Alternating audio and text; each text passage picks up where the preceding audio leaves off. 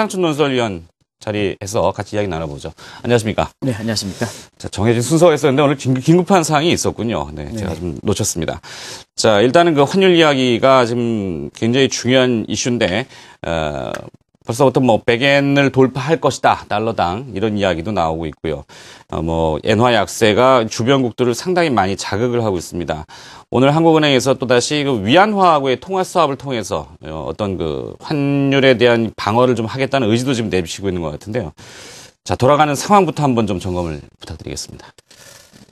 엔달러 환율이 지금 외환 시장에 문제가 되고 있다는 것은 잘 아실 겁니다. 엔달러 환율은 사실 그동안 일본은 엔화 문제에 대해서 사실 이 약세보다는 강세가 문제였었죠. 이게 이제 흐름이 변화된 것이 작년 그 중요한 해산 전후에서 흐름이 완전히 바뀌었는데요. 그때 그 그래프를 보시면 좀 그때마다 주춤 이렇게 왔다 갔다 하긴 했지만 추세적으로 보면 비교적 그 짧은 기간 내에 엔달러 환율이 급격히 상승했다 하는 것은 그래프상으로 잘 보실 겁니다. 그래서 당시에 비교한다면 엔달러 환율이 한 75엔, 78엔 가다가 지금은 그 90엔대 이렇게 이제 가서 짧은 기간 내에 강하게 이렇게 상승하고 있는데요. 이러한 상황이 너무 단기에 사실 빨리 올라가다 보니까 이런 아베식 엔저 정책에 대해서 이제는 거의 모든 국가들, 그 다음에 그 국제통화기금조차도 반발에 대해서 사실상 그 시기적으로 보면 다음 주에 일본의 그 첫 일본은행 회의가 있는데요. 여기서 과연 어떤 그 정책 결과가 나올 것이냐 하는 것과 관련해서 단기적으로 분수령이 되지 않겠냐 이런 시각도 다른 국가의 그 움직임을 볼 때에는 상당히 설득력 있게 들리는 시각이다 이렇게 볼 수 있습니다. 네. 자, 이 방금 아베 정부의 지나친 엔저 유도책에 반대하는 목소리가 이 나라 안팎에서 계속 나오고 있습니다. 미국, 독일, IMF도 경계성 발언이죠. 이렇게 일본 얘기도 많이 하고 있는데 현재 분위기는 좀 어떻습니까? 지금 이제 이웃 국가에서 아마 반발하는 건 다 아실 거 이렇게 보이고요. 일본 내부에서도 엔달러 환율이 90엔 정도 이렇게 돌파하다 보니까 일본의 수출업체들도 반대하고 있습니다. 그리고 수입업체가 반발하는 건 당연할 거고요. 아까 진행자께서도 금리나 그 얘기하면서 수입 물가를 잡기 위해서 이런 여러 가지 이제 말씀을 하셨는데요. 마찬가지로 일본은 거꾸로 원화 강세가 아니라 엔화가 약세되다 보니까 수입 물가가 안정이 되는 게 아니라 수입 물가가 크게 불안하고 있습니다. 그렇기 때문에 일본의 수입업체들이 채산성 악화에 따라서 내수의 침체도 더 우려되는 상황이기 때문에 일본의 그 수입업체들이 아주 크게 반발하는 상황이다 이렇게 볼 때 있고요. 또 한 가지는 수입 물가 불안하다 보니까 일본 국민들이 아직까지 경기가 엔저에 따라서 회복되는 건 아니지 않습니까? 그렇기 때문에 사실 실업률이 이렇게 개선되지 못하는 상태에서 단기에 환율에 빨리 영향을 받는 이러한 그 수입 물가 상승에 따라서 오히려 경제 고통은 증가하는 상황이거든요. 그래서 지금은 거의 모든 일본 밖뿐만 아니라 일본 내부에서 그것도 가장 반겨될 일본의 그 수출업체조차도 이것을 그렇게 크게 반기지 않는 상황이다. 그런 만큼 다음 달 일본 중앙은행 첫 회의에서 과연 아베가 일방적으로 밀어붙이는 상황에 대해서 중앙은행 총재는 이미 일본의 중앙은행 총재는 이미 경계를 표시하고 있습니다는 거기에 그 정책 결정하는 의원들 사이에 이런 입장이 어떻게 가닥을 맺을 것인가 하는 것이 초미의 관심이 되고 있다고 볼 수 있습니다. 네. 자, 그러면 하나하나 좀 알아볼 필요가 있겠습니다. 먼저 이 아베 정부의 극단적인 엔저 유도책에 대해서 다른 국가들이 왜 반대를 이렇게 하는 것입니까? 우리가 보면 경제 여건 이상으로 자국통화가 이렇게 평가절하, 인위적으로 평가절하하면 그 이익은 다른 국가의 경쟁력을 뺏어서 사실상 수출이라든가 경기를 도모하는 대표적인 근린국표 정책에 해당되기 때문에 보호주의조차에서도 자국통화의 평가절하는 1930년대에 대공황 사태를 일으켰던 가장 극단적인 이기주의에 해당된다는 것은 아마 시청자 여러분이 잘 아실 거로 이렇게 봅니다. 근데 사실은 지금까지 이렇게 보면 아베 엔저 유지 정책에 대해서 중국과 한국이 중심으로 해서 아시아 국가들이 주로 이렇게 반발해왔던 상태인데요. 엔달러 환율이 90엔대 돌파하면서 지금은 미국도 그동안은 미온적 입장을 보였습니다는 이 미국도 지금 반발하는 움직임을 보이고 있고요. 독일이 이미 무역 보복 조치까지 이렇게 강구하는 이런 움직임을 보이고 있습니다. 그러다 보니까 지금은 그 신흥국가, 선진국 모두가 이렇게 반발하다 보니까 결과적으로 IMF가 나설 수밖에 없는 이런 상황이거든요. 사실상 IMF가 나중에 어떤 조치를 내놓을지 모르겠습니다는 지금 상태에선 이미 일본이 엔저에 따라서 가격 경쟁이 개선하는 효과가 있지만 이걸 수출을 받아들여야 수출이 되는 거 아니겠습니까? 그래서 수출을 받아들여야 될 선진국가, 그다음에 한국과 중국과 어떤 이런 주변국들이 관세라든가 이런 걸 통해서 여러 가지 테리프가 논테리프 베리프에 의해서 일본의 엔저에 따라서 경쟁력 개선해가지고 들어오는 일본의 자국 입장에서 수입 제품이 되죠. 일본 입장에서 수출 제품이 되고 여기에 이렇게 반발할 때는 의도한 대로 효과를 거두지 못한다. 그래서 일본의 수출업체들이 결제 통화가 변하고 그런 것뿐만 아니라 이래서 불이익을 당하기 때문에 반발하고 있다고 볼 수 있습니다. 네. 자, 이 국제통화기금 IMF조차도 입을 열었습니다. 반발을 하는 이유가 뭡니까? IMF는 이제 국제금융시장의 안정 역할을 하는 게 주책임이죠. 근데 이제 양적 정책이 그동안은 미국의 위기 극복, 경기 회복, 뭐 미국뿐만 아니라 일본도 그렇고 유럽도 그렇고 양적 정책에 대해서 국제적으로 이렇게 안전변 역할을 하는 IMF가 용인했던 것은 양적 정책이 위기 대책, 그 다음에 경기 회복에 주목적으로 했다는 얘기입니다. 그러나 아베가 들어서부터 일본의 양적 정책이 타겟이 바뀌고 있다는 얘기입니다. 어떤 쪽으로 바뀌냐면 자국 통화의 평가 절하 쪽을 자국 통화의 약세를 유도하기 위해서 양적 정책을 추진한다는 얘기거든요. 그러면 양적 정책의 목표선이 바뀌고 있기 때문에 자, 양적 정책이 자국 통화의 평가 절하 쪽을 도모하기 위한 수단을 본다면 이 정책은 다른 국가에 고스란히 피해를 미치겠다 이게 보이거든요. 그런 차원에서 사실상 IMF가 선진국들의 양적 정책, 특히 일본의 글로벌 환율 전쟁을 촉발시키는 양적 정책에 대해서 국제금융시장의 안전변 역할을 하기 위해서 IMF조차도 반발하고 있다고 볼 수 있습니다.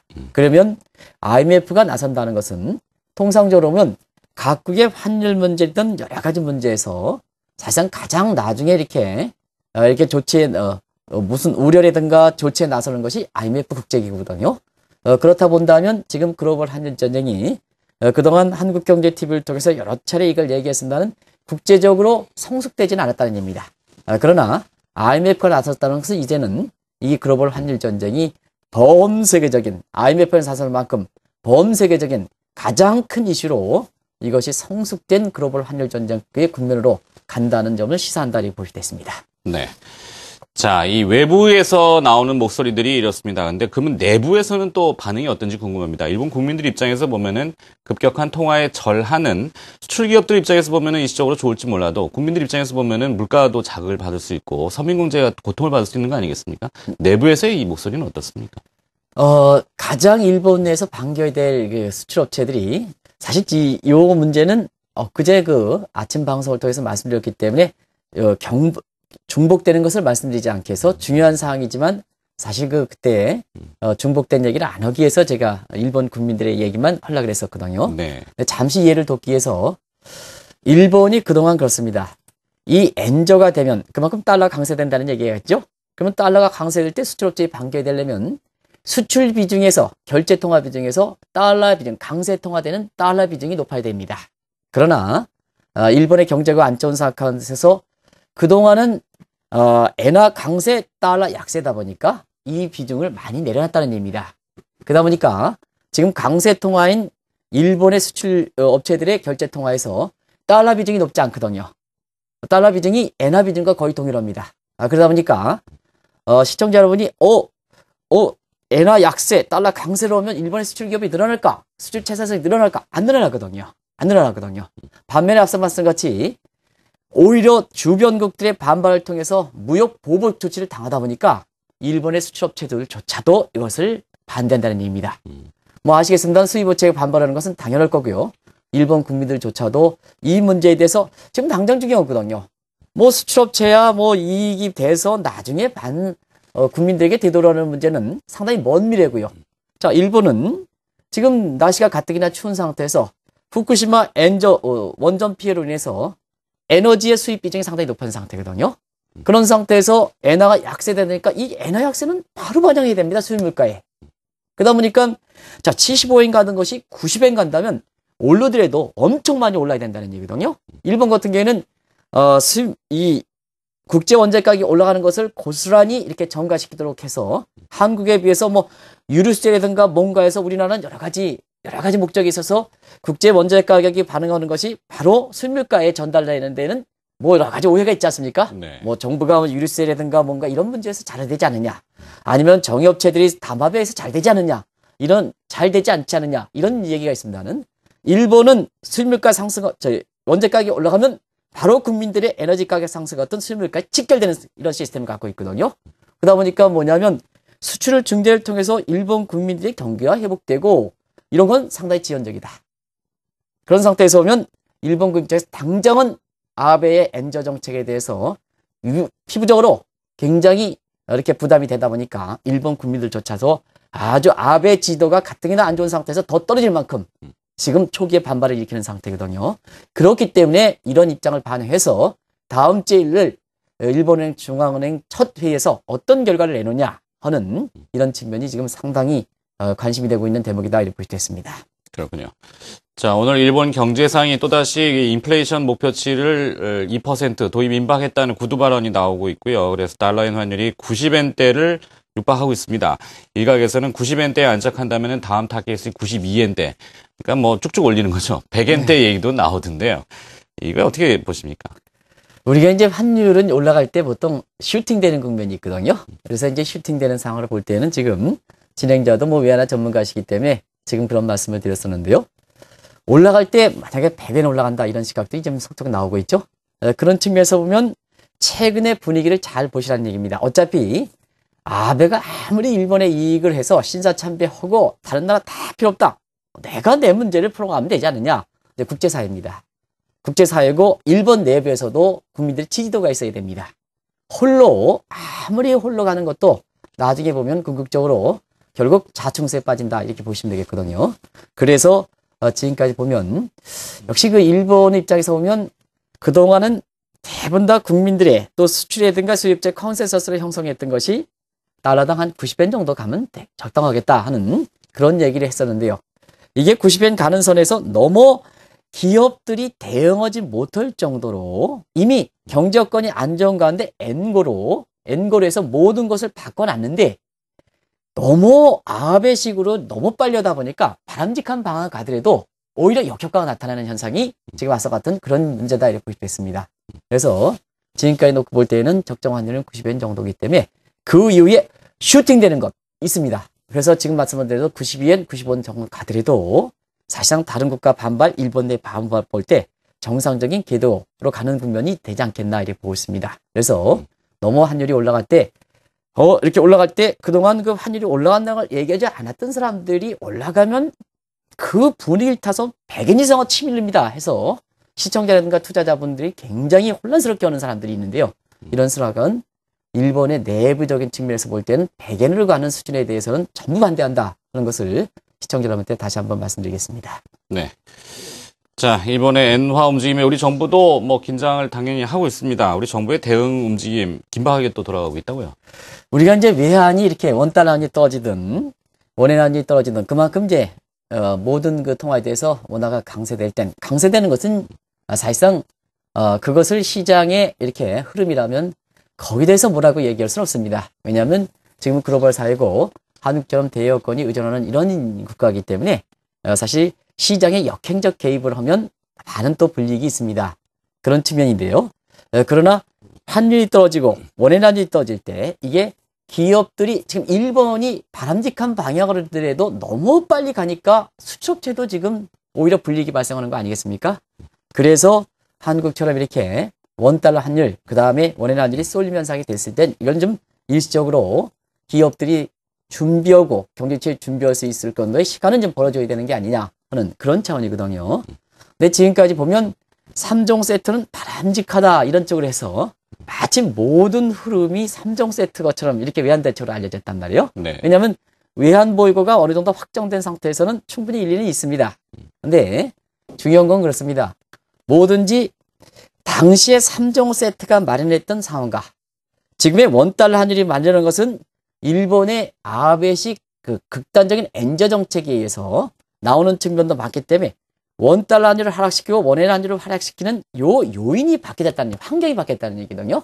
그러면 정책 대응도 환경에 맞게끔 변화해야 된다는 얘기입니다.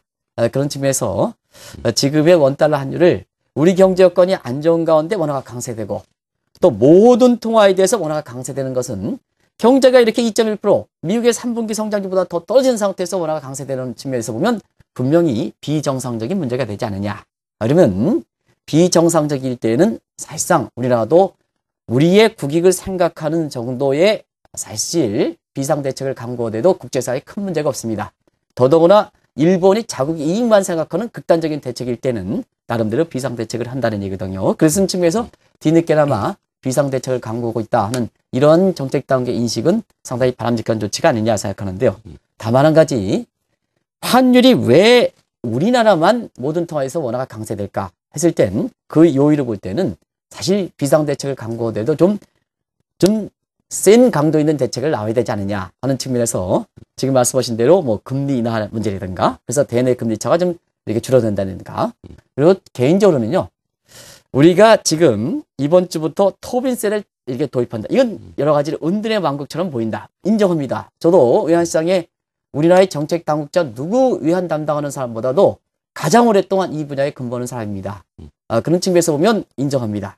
그러나 한국경제TV를 통해서 얘기했던 사항은 뭐냐면 정상적일 때는 토빈세를 부과하지 말아라. 네. 그러나 지금은 비상시기 아니냐. 그럼 우리 국익을 생각하는 것이 정책이다 하는 측면에서는 다른 국가도 언페어한 공정하지 못한 행위에서 이렇게 나온다면 우리나라도 그런 쏠림 현상이라든가 경제 여건에 관계없이 다른 국가의 비정상적인 신사적인 행위에서 이런 우리 기업들이 또 국민들이 당한다면 그때는 비상대책을 강구하더라도 국제사회에 큰 문제가 없다. 그런 측면에서 보면 이렇게 쏠림 현상이 나오고 비정상적인 대책이 나올 때는 그때는 토빈세를 부과하는 투웨이 토빈 텍스 시스템 이런 이원적 제치를 해서 보다 이렇게 쏠림 현상할 때 강구한다 언제 강구하느냐 이렇게 보면 나중에 환율이 정상화할 때 그때 그냥 흐지부지 되는 이런 모습이 되거든요. 그런 측면에서 보면 실효성 있는 비상대책이 좀 나와야 되지 않느냐. 좀 가져가더라도 미리 금리를 좀 빨리 내려준다는 거 아니면은 정상적일 땐 그대로 하고 비상될 때는 일정한 신호등 체제가 좀 문제가 되면 토비세가 바로 발생하게끔 하는 조기 경보 시스템에 의해서 자동으로 연계시키는 이런 토빈 텍스 같은 이런 대책을 해야 우리 국민들이 다른 국가의 비신사적인 행위를 고스란히 이렇게 투자자분들이 지금 어떻게 했습니까? 환전 문제가 조바심 느끼고 있는 것조차도 네. 우리가 지금 피해를 미치는 상황이거든요. 네네네. 이런 걸 좀 방지해야 되지 않느냐 생각됩니다. 알겠습니다. 자, 뭐 여러 가지 대응책이 있겠습니다만 오늘 나온 이야기는 이제 중국과의 공조를 많이 강조하는 것 같습니다. 위안화의 통화 수합을 활용해서 직거래를 한다든지 그래서 일본을 좀 견제하겠다는 얘기가 한국은행에서 좀 전에 흘러나왔고요. 뭐 토빈세라고 하는 것은 투기거 자본 유출입서에다가 세금을 매기는 건데 이것은 자칫 잘못하면 부작용이 또 클 수도 있기 때문에 일단 신중한 정책들이 당국에서 나올 거라고 믿어 의심치 않겠습니다. 자, 오늘 환율의 급변동으로 인해서 시장에 여러 가지 영향들이 나타나고 있는데 관련된 내용을 특집 이슈로 점검해 봤습니다.